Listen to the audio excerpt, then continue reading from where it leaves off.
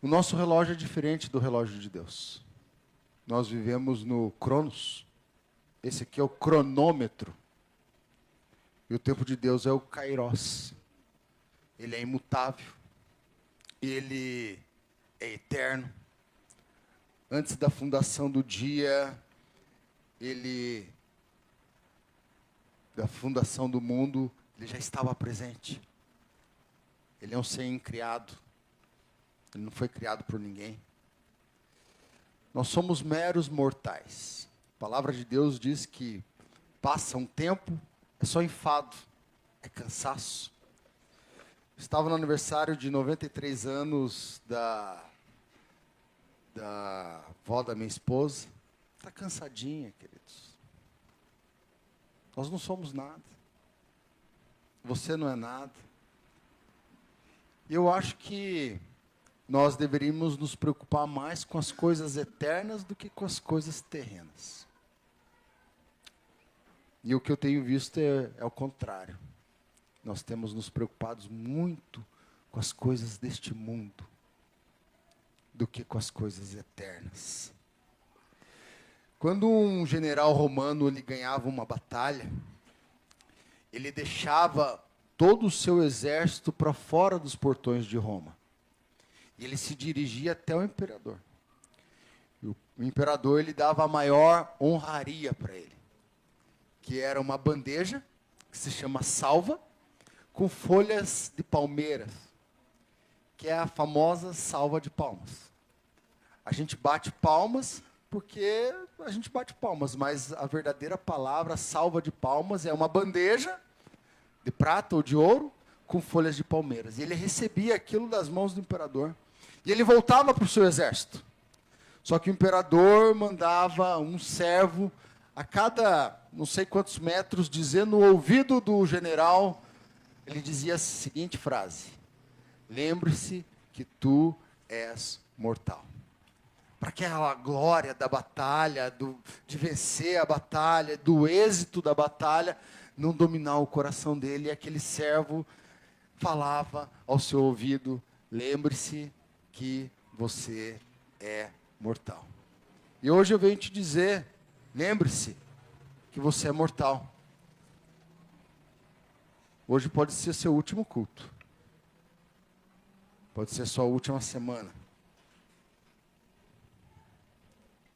Nós vivemos em um mundo cheio, frenético de informações, de afazeres, e nós temos cada dia menos tempo para as coisas eternas. Cada dia menos tempo para as coisas e para a vontade de Deus. Nossos dias estão contados. Devemos investir naquilo que é eterno. E me entristece saber que no 6º domingo do ano, tem irmão que não colocou o pé na igreja ainda. Muito triste. Quero ler um texto, Salmo 90, 12, por favor. Vou ler na versão NVI. Diz o seguinte: ensina-nos a contar os nossos dias, para que o nosso coração alcance sabedoria. A sabedoria é uma pessoa, e ela tem nome e sobrenome. Se chama Jesus Cristo. Também quero ler o versículo de Mateus 16, 26, que diz o seguinte. Mateus 26 diz: pois que adianta o homem ganhar o mundo inteiro e perder a sua alma? Ou que poderá o homem dar em troca de sua alma? Não existe moeda de troca. Já foi pago. Você não precisa pagar nada para Deus. Não existe moeda de troca. Tetelestai, já foi pago na cruz. Está consumado. Todo escrito de dívida que você tinha foi pago. E mesmo assim, nós pensamos mais nesse cosmos, nas posses, na glória deste mundo. Nós temos algo que é imaterial, é a nossa alma. E como que está a tua alma? Vivemos num descontentamento enorme, um vazio enorme. Ouso dizer que essa é a geração mais triste que existe. E nós consagramos essa geração, culto passado, retrasado, isso, retrasado. Nunca houve tamanha busca por prazer igual aos dias de hoje. Intenso prazer, seja ele momentâneo ou não. O celular é a prova disso, prazeres momentâneos. Busca pelo conforto, pela realização. Pessoal, não estou dizendo que são coisas erradas. Só estou dizendo questões de prioridade, você vai entender no decorrer da mensagem. Nunca houve tamanha insatisfação. Um vazio, uma inquietação tão grande. As pessoas estão perdendo a sua vida pelos prazeres deste mundo. E a palavra de Deus, louco, diz louco, amanhã pedirão a sua alma. No que você está investindo? No que você está investindo? Como você está investindo o seu recurso mais precioso? Qual que é o seu recurso mais precioso? O tempo. O tempo. Como você está investindo? Louco, esta noite pedirão a tua alma. A qualquer momento, nós podemos chegar ao fim. Tiago disse que a nossa vida é como um vapor, é como uma neblina. A neblina, ela vem, ela desce pesada. O que é a neblina? A neblina é a nuvem que desce. Tiago, o irmão de Jesus, ele disse que a neblina, ela desce pesada. Mas quando o sol vem, ela se dissipa. Jesus pode vir para você logo. Ou ele vem, ou você vai. E ela é dissipada, é assim a minha vida, é a sua vida. Moisés disse que a vida é como um capim, no Salmo 90. É o capim seco que o vento leva para qualquer lado. É assim a vida. A nossa vida é assim. Um dia, queridos, você vai ser cuidado pelos seus filhos. Se Deus permitir. Eu não sei como é o seu relacionamento com os seus filhos, mas você vai ser cuidado pelos seus filhos. Um dia você não vai conseguir colocar um garfo na boca. Vai ter que dar comida na sua boca. Um dia vão fechar seus olhos. Um dia vão velar você. E mesmo assim, nós vivemos como se houvesse sempre um amanhã. Sempre um amanhã. A palavra de Deus diz em Amós 4,12: prepara-te, ó Israel, para encontrar com o seu Senhor. Prepara a igreja Esperança, prepara-te para um dia se encontrar com o teu Senhor. Como que você está se preparando para se encontrar com o teu Senhor? Vivendo um cristianismo disfarçado? Qual tipo de cristianismo você tem vivido? Nosso cristianismo é um cristianismo facilitado, é um cristianismo gostoso de viver, porque não tem cobrança. Ninguém vai dar um tiro na tua cabeça se você falar que ama Jesus. Ninguém vai falar, renuncia, ou eu estupro tua filha, ou eu estupro teu filho, ou jogo no Sudão, enterro vocês vivos. Esse é o cristianismo que tem sido vivido. O nosso cristianismo é um cristianismo doce, é um cristianismo gostoso, onde não exige você, a única exigência que o pastor faz é você ler quantos capítulos por dia, Gilmar? Um capítulo por dia da palavra de Deus, é a exigência que o pastor faz. O pastor põe a arma na tua cabeça, Gilmar? Por enquanto não, Gilmar. Por enquanto não, Gilmar. Ah, que cristianismo suave, que cristianismo doce que a gente vive. Se você vive esse cristianismo, você está vivendo o cristianismo errado. Um cristianismo que você não tem prazer de ir à igreja no sexto domingo do mês. Cadê o povo dessa igreja? Estão esperando vir depois do carnaval? Alguns são assim, o mundo começa depois, Brasil, né? Outros países têm as suas festas. Mas no Brasil, o ano começa depois do carnaval. Aí você vai ver no sétimo, no oitavo domingo, irmãos que estão no hall de membros da igreja, colocando o pé aqui na igreja. Nem online se dão o trabalho de assistir. Nem no YouTube, porque está sendo transmitido ao vivo. Esse é um cristianismo de barganha. A pergunta é simples e brutal. E se Jesus te chamar hoje,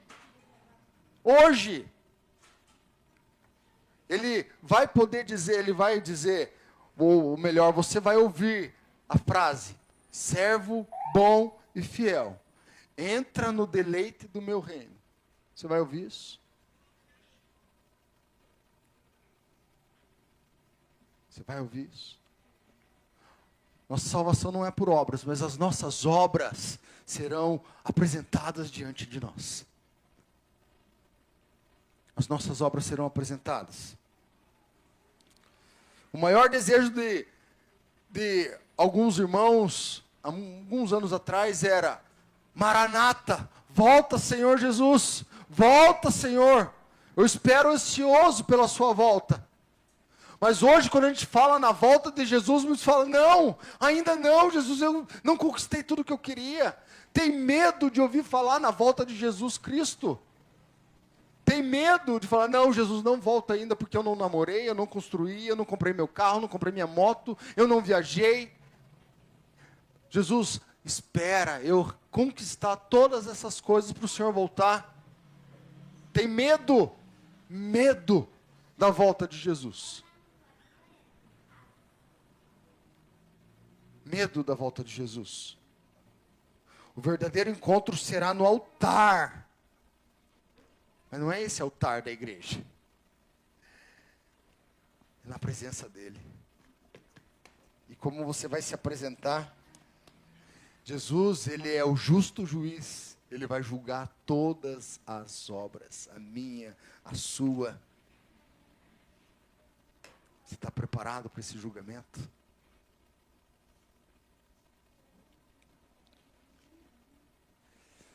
Um conflito de cronômetros. É isso que nós temos vivido. É um conflito, queridos. Jesus não falou sucesso, tenha sucesso e siga-me. Não, ele não falou. Ele não falou assim, sinta um arrepio. Se você sentir um arrepio, você vem e me segue. Ele não falou isso. Ele apenas falou: siga-me. E no mundo tereis aflições. Não tem uma experiência sobrenatural para depois me seguir, não. Apenas siga-me. Siga-me. E os que o seguem se tornam discípulos. Aprende do mestre. Ele não disse: seja feliz, busque seus sonhos, viva a sua melhor versão, porque isso é o evangelho coach. Esse é o evangelho que enche as igrejas, que enche estádios. Isso é o evangelho coach. E o dia que eu estiver fazendo isso, que Deus me leve. Não dá para suavizar o evangelho, porque não é suave. É renúncia. Renúncia. Tome sua cruz e siga-me. Só que alguns cristãos querem uma cruz com rodinha, né? Aí você puxa aquela cruz com rodinha no pé dela, facilita tudo. Jesus pergunta: o que adianta o homem ganhar o mundo inteiro e perder a sua alma? Ele não está dizendo: não deixe de trabalhar, não deixe de conquistar. Ele não está falando isso. Ele está dizendo: seja meu discípulo. Trabalhe, conquiste, mas isso não é prioridade. A prioridade é a minha palavra e você propagar o evangelho do reino de Deus. Mateus 28, que nós acabamos de ler. E quando se o pastor orar, Senhor, volta agora, Senhor, porque nós não aguentamos mais esse mundo corrompido, cheio de político de esquerda e direita corrompido, todos os lados corrompidos, porque o único nome que deve ser exaltado é o nome de Jesus Cristo. Porque se você defendesse Jesus com a mesma vontade que você defende esse mundo, você teria conquistado muitas vidas para o reino. Muitas vidas para o reino. E se a gente começar a clamar Maranata, muita gente vai ter medo da volta de Jesus, porque não está preparado ainda. Não realizou, não conquistou, porque o seu coração não está no relógio de Deus. Está no seu relógio, no relógio humano. O que adianta ganhar o mundo inteiro? Agora não, Senhor. Ainda tenho planos. Agora não. Sou muito novo. Agora não. Sou muito velho. Eu tenho que curtir a vida. Minha filha perguntou para um rapaz, qual o significado de curtir a vida para você? Ah, beber, curtir, ir para festas. Isso é curtir a vida. É uma ideia errada de como viver. Isso revela uma verdade cruel. Estamos apaixonados de verdade por esse mundo. Ah, esse mundo nos seduz. Muitos de vocês, queridos, tiveram poucos brinquedos quando eram crianças. Olha nossas crianças hoje. Tudo é descartável. Eu quero, tem, você compra. São momentos diferentes da história. Nós estamos apaixonados por esse mundo. Jesus faz uma pergunta retórica, repetitiva, em vários momentos. O que adianta ganhar o mundo inteiro e perder a sua alma? O que adianta ganhar o mundo inteiro e perder sua alma? O que adianta ganhar o mundo inteiro e perder sua alma, igreja? O que o homem dará em troca? Continua o versículo. O que o homem dará em troca? Nada. Eu não posso dar nada. Você não pode dar nada.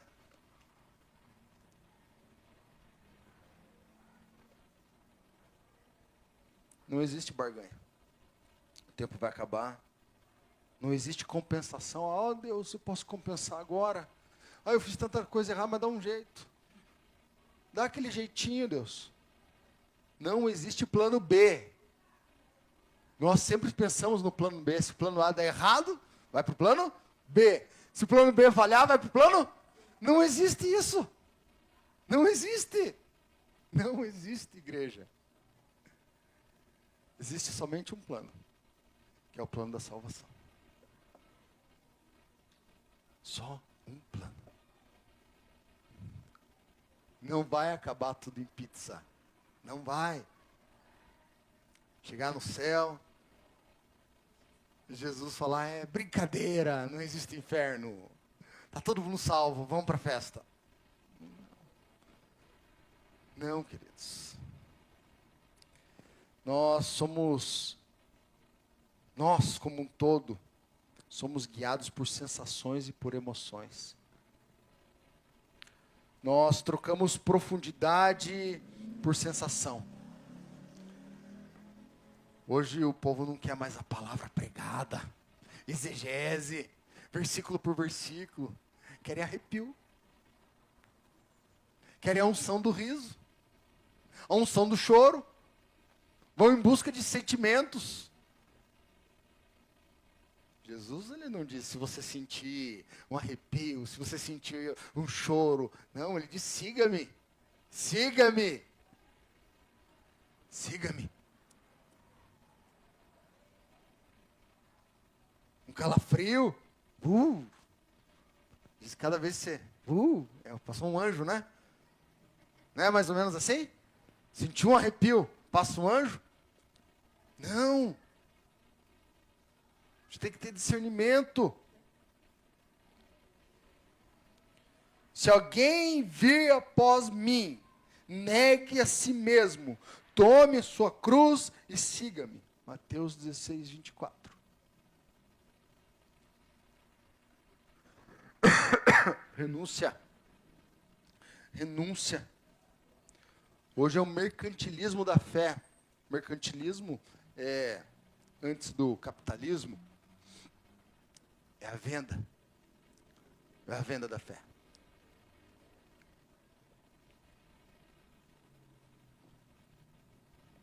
A terapia. É uma terapia da fé. Muitos querem viver isso. Querem ser anestesiados pela palavra. Nada mais. Nada mais. Uma anestesia. Um êxtase de emoções. Mas a fé é razão. 1 Pedro, o apóstolo Pedro diz, estejam preparados para dizer a razão da vossa fé. E a razão é Jesus Cristo. Estejam preparados para dizer a razão da vossa fé. Tem igreja que o pastor passa com paletó em cima de todo mundo e todo mundo cai. Não vejo Deus nisso. Tem igreja que o pastor dá um Hadouken assim e todo mundo cai. Oh, a multidão cai. Não vejo Deus nisso. E muitos irmãos estão procurando isso.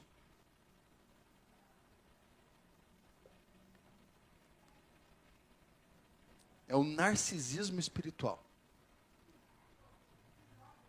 Narcisismo é uma palavra que está em moda. Narcisista. O narcisista busca o próprio prazer, mesmo que eu machuque você. Não me interessa se eu vou machucar você. Eu quero o meu prazer. Isso é o narcisista. E tem um narcisismo espiritual. Eu preciso sentir. Eu preciso sentir emoções, emoções, emoções. Tem gente buscando apenas isso. Não confronto com Deus verdadeiro. Não renúncia. Querem ser usados por Deus, querem ser o VIP de Deus, mas não tem renúncia. Sem a morte do eu, sem renúncia e sem obediência. É assim que querem viver. É o prazer evangélico. Primeiro prazer, depois Deus.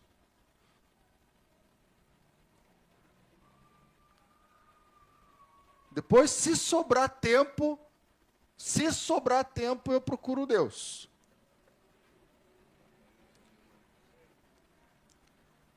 Vivemos num lugar, num mundo onde a gente faz sexo sem aliança. É sexo, sexo, sexo. Filhos de crente. Não consegue se controlar.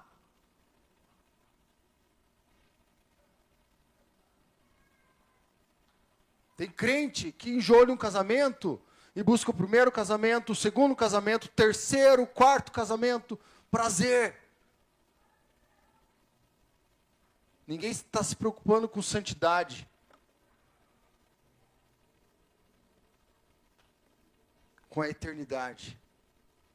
Porque o que você faz hoje determina a sua eternidade. Como vai ser a sua eternidade? Eu estava num debate ferrenho com a pastora Valdecir sobre a pastora Silvanir. Oh, não é a primeira vez que eu falo isso, né? Com a pastora Silvanir sobre galardão. Qual é o maior galardão que existe? É Deus na sua vida. É chegar na eternidade e ter Jesus Cristo junto com você. E tem gente fazendo coisas para ter galardão. Para ter casas de ouro no céu.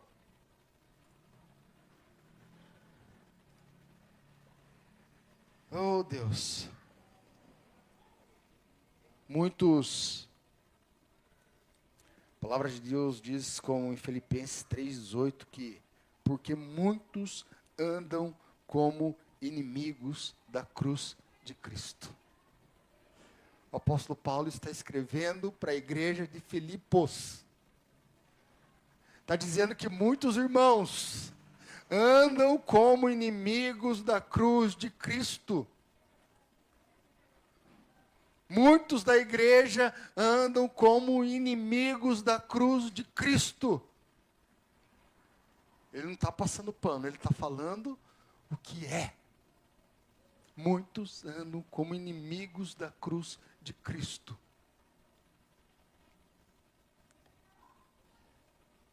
Onde servir virou um fardo.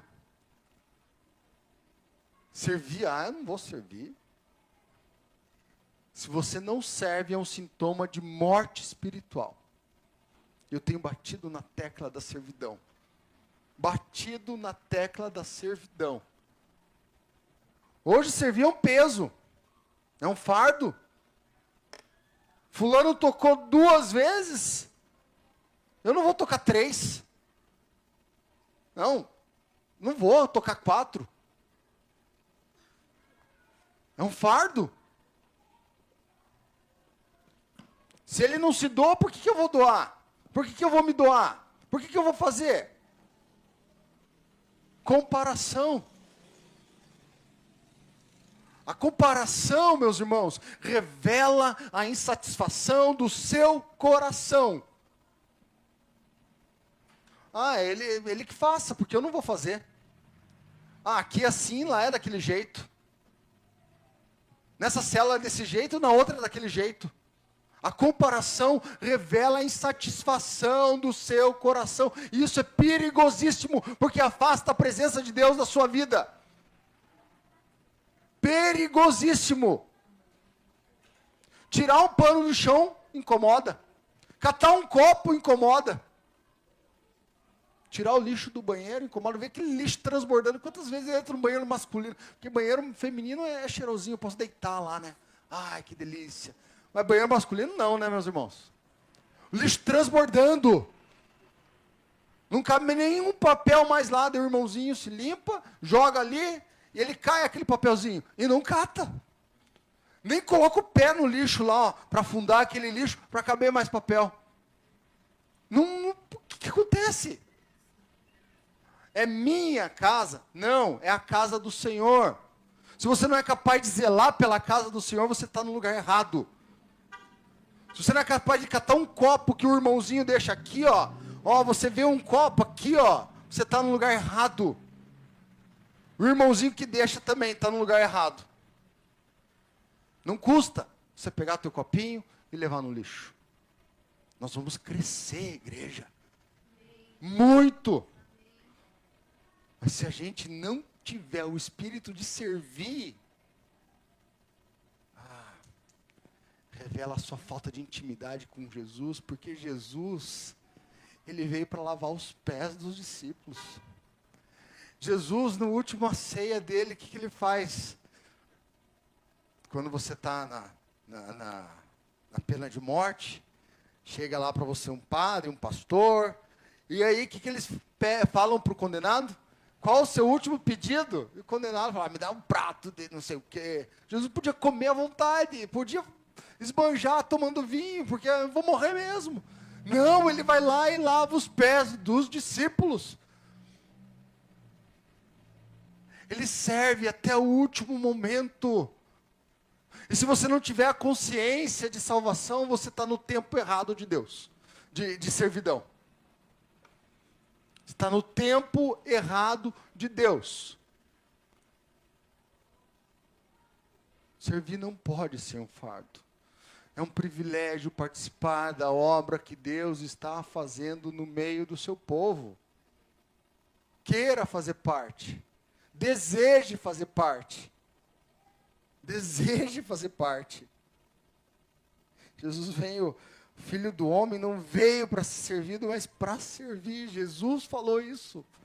O Filho do Homem veio para servir.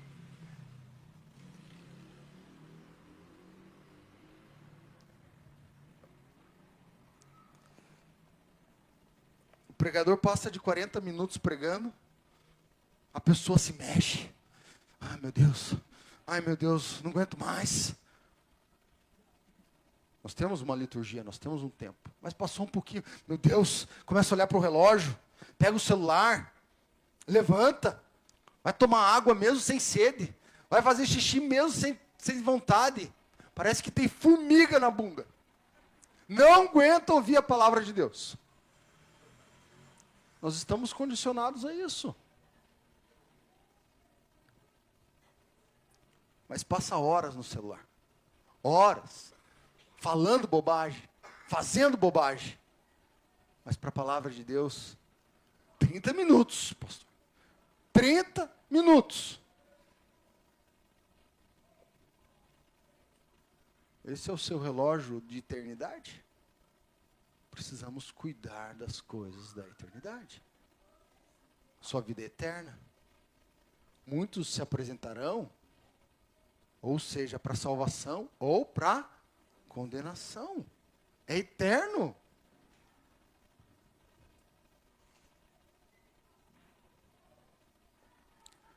Muitos são convertidos, verdadeiramente convertidos, mas não disciplinados. Não disciplinados. Precisa ser disciplinado na palavra, como se comportar com reverência diante de Deus. Muitos são informados, porque a informação aqui, ó, rapidinho, no celular, na tela do computador, na televisão. Muitos, mas não são transformados. Recebe tanta informação. Tem gente que recebe tanto versículo, tanto vídeo de Jesus Cristo, de vídeo sobre religião, mas não é transformado. Compartilha um monte de vídeo, mas a língua não foi transformada. A inveja não foi transformada. O olho não foi transformado. Os desejos não foram transformados. Emocionados no culto, mas vazios na semana. É uma semana vazia, sem Deus. Eu orei muito por essa palavra, confrontadora. Porque eu tenho certeza que muitos vêm, cantam, muitos da Igreja Batista Esperança de Curitiba, vêm, cantam, se entregam no altar, mas a semana é vazia. Sem a presença de Deus, nem sequer lê um capítulo da Bíblia por dia. Quem leu hoje, levanta a mão.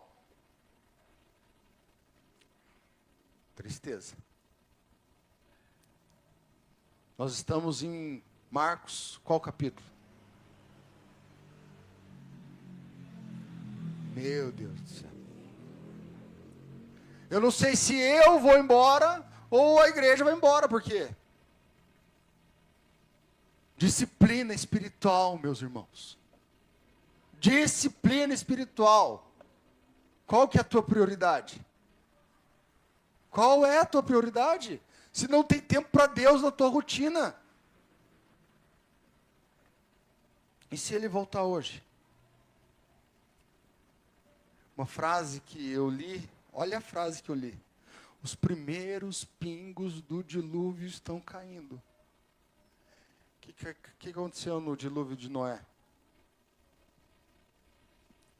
Só Noé e sua família.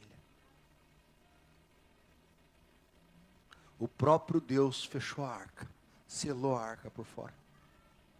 Os primeiros pingos do dilúvio estão caindo. E talvez o seu cristianismo seja superficial.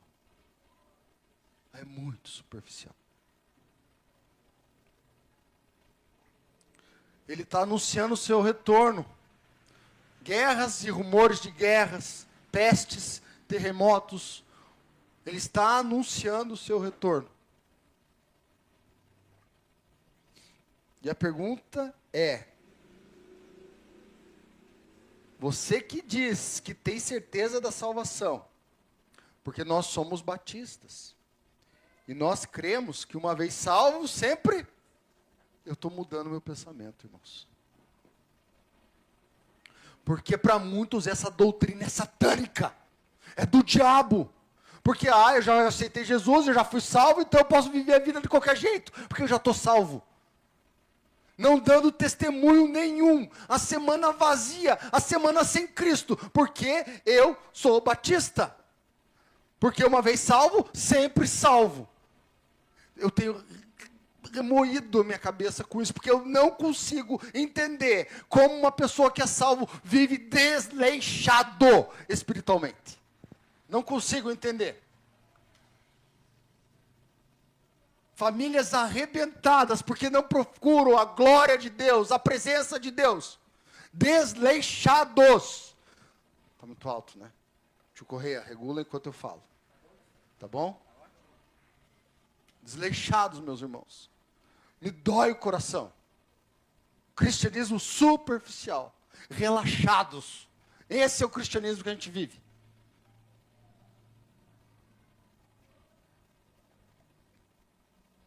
Brincando com o pecado. Brincando, flertando com o inimigo. Está na beira do precipício. O precipício aqui, ó. Opa, se eu passar para cá, eu caio no pecado. Mas ele vive aqui, ó. Uou, uou. Muitos estão vivendo na beira do precipício. Na beira do precipício.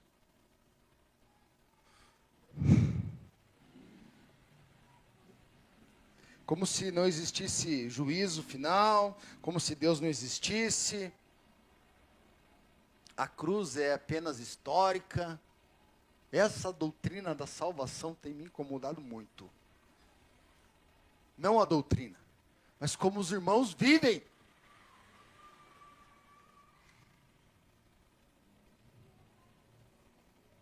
O salário do pecado é a morte.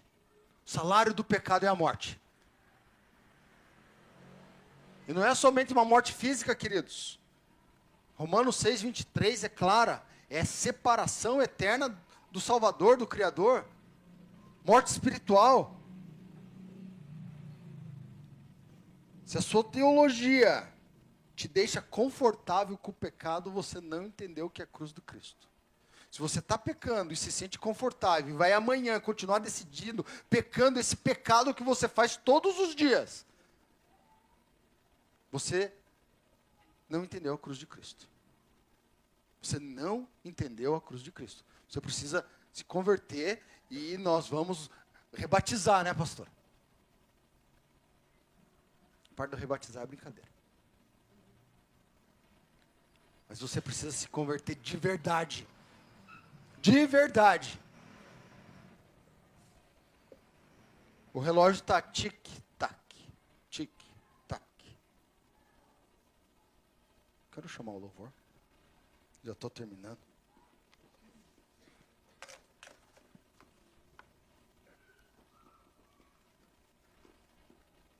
Acerte seu relógio com o relógio de Jesus.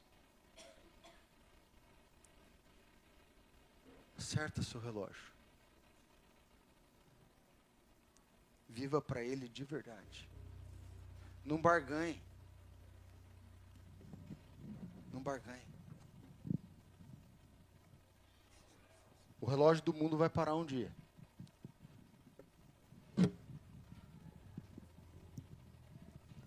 Mas a eternidade, ela é perpétua. Perpétua. Lembre-se que tu és mortal. Aquele general, mesmo com as suas honras, com a sua glória, ele recebeu a mais alta honraria, que era a salva de palmas, mas ia um servo do imperador dizendo a cada tempo no ouvido dele: lembre-se que tu és mortal. Lembre-se que você é mortal.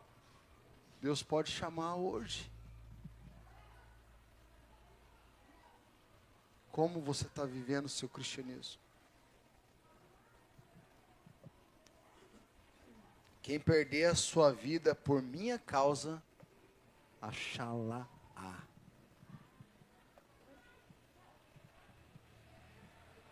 E para finalizar, queridos irmãos, vamos ficar em pé?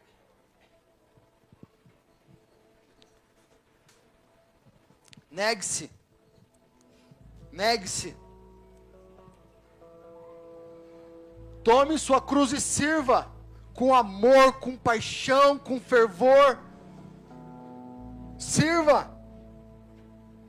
Acerte o seu relógio com o relógio do céu.